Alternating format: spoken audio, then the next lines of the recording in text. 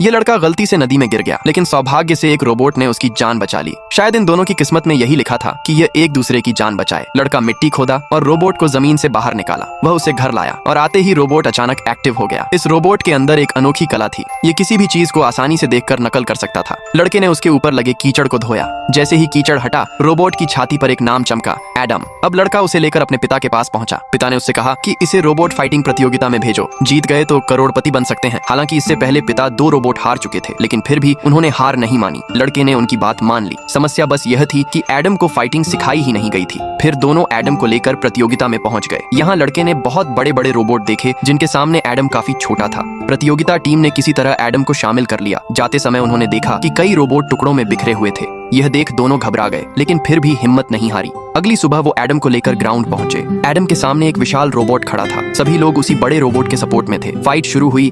Adam को शुरू में जोरदार मार पड़ी।